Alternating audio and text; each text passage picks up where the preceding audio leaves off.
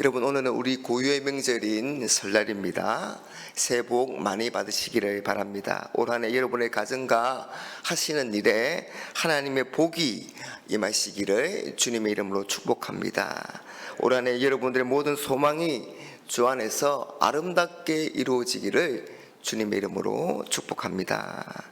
여러분, 우리는 새해가 시작되면 올 한 해는 어떨까? 어떤 일이 나에게 생길까? 그런 마음으로 새로운 기대와 희망을 가집니다. 그래서 마음이 새로워지고 또한 새로운 목표와 계획을 세우고 달려나가기도 합니다. 오늘 이스라엘 백성들도 그런 새로운 희망 가운데 있습니다. 이 백성들은 이제 막 요단강을 건너서 이 가나안 땅에 들어왔기 때문입니다. 그들은 기갈에서 텐트를 치고 야영을 하면서 그 가나안 땅 정복을 기다리고 있습니다. 앞에는 강활한 그 정복할 가나안 땅이 펼쳐져 있고 이제 그들과 싸워서 그 가나안 땅을 차지하는 일이 남아 있습니다. 그런데 여러분, 하나님은 그런 전쟁을 앞두고 있는 이스라엘 백성들에게 이상한 명령을 내리십니다. 그 이상한 명령이 무엇입니까? 오늘 말씀 미절에 보니까 그때의 여호와께서 여호수아에게 이르시되 너는 부싯돌로 칼을 만들어 이스라엘 자손들에게 다시 할례를 행하라. 여러분, 이상한 하나님의 명령은 할례를 행하라는 것입니다. 여러분, 적군을 바로 앞에 두고 전쟁을 앞두고 할례를 행하라니요, 참으로 기가 막히고 어이없는 그런 명령이 아닐 수 없습니다. 여러분, 할례를 하고 전쟁에서 이길 수 있겠습니까? 여러분, 이스라엘이 요단강을 마른 땅으로 건넜다는 그 소식을 듣고 이 가나안 족속들이 마음이 녹았고 정신을 잃었습니다. 하지만 그들이 척후병을 보내어서 이 이스라엘 백성들이 할례를 행한다는 것을 알게 된다면 오히려 좋은 기회로 여기고 그들이 먼저 쳐들어오지 않겠습니까?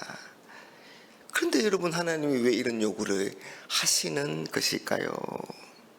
여러분, 그건 이스라엘이 가나안 땅을 정복하는 것보다 더 중요한 일이 있기 때문입니다.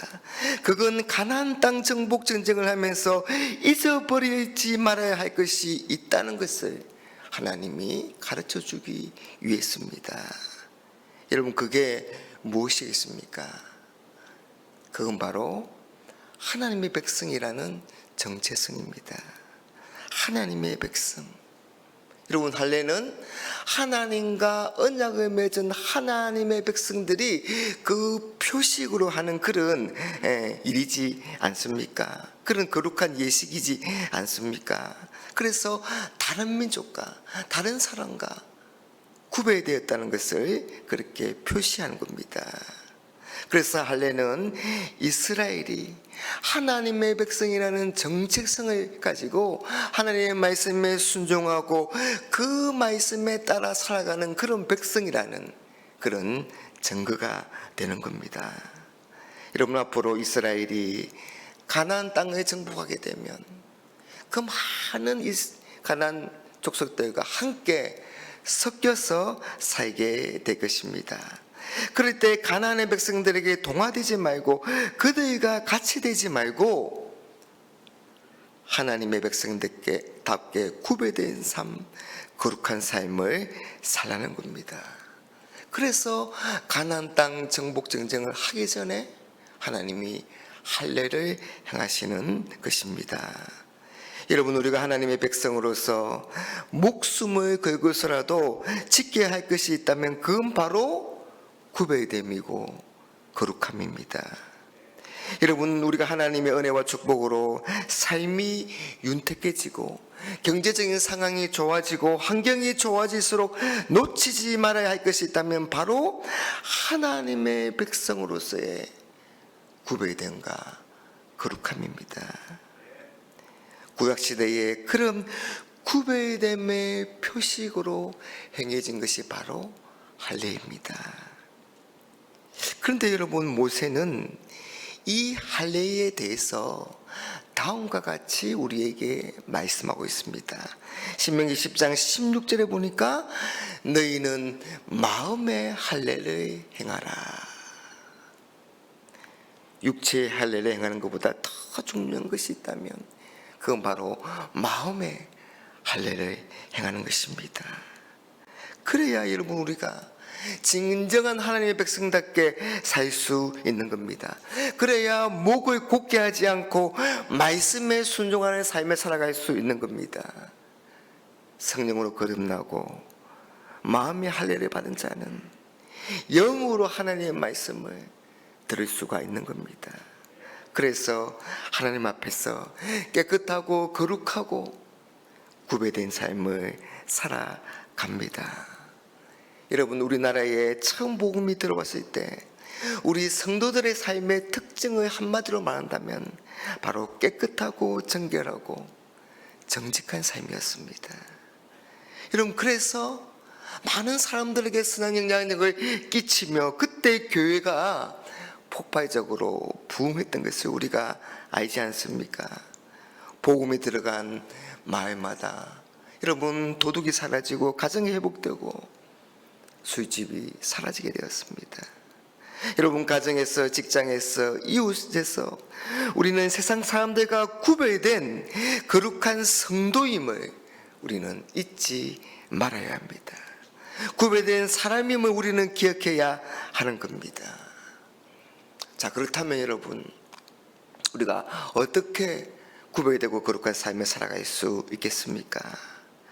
성경은 하나님의 말씀으로 거룩하고 구별된 삶을 살아갈 수 있다, 그렇게 말합니다. 여러분, 세상은 많이 타락했습니다. 특별히 문란한 성생활이 점점 일반화되고 있고, 그래서 부적절한 그런 관계를 미화시켜서 불륜도 사랑이다, 그렇게 말하는 시대, 그런 목소리가 점점 힘을 얻어가는 그런 시대입니다. 그래서 깨끗하고 순결한 그런 거룩한 사람을 찾아보기 힘든 시대입니다.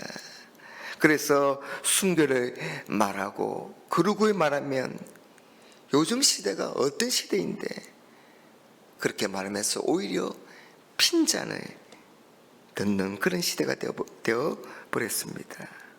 그러나 여러분, 우리 성도는 구별된 삶을 살아야 합니다. 그건 바로 하나님께서 거룩하시고 그 하나님께서 우리에게 거룩하고 구별됨을 요구하시기 때문입니다. 여러분, 만약에 우리 가운데 구별되지 못하고 거룩하지 못한 것들이 있다면 그 모든 것을 다 내려놓고 새해 새로운 마음으로 청산하고 바로잡는 그런 기회를 삼으시기 바랍니다. 살을 잘라내고 피를 흘려서 할례를 행함으로 하나님의 거룩한 백성, 하나님의 백성이 되는 것처럼 우리의 모든 나쁜 습관들을 잘라내고 나쁜 생각들과 나쁜 행동들을 버림으로 우리가 거룩한 하나님의 백성들이 될 수 있기를 간절히 바랍니다.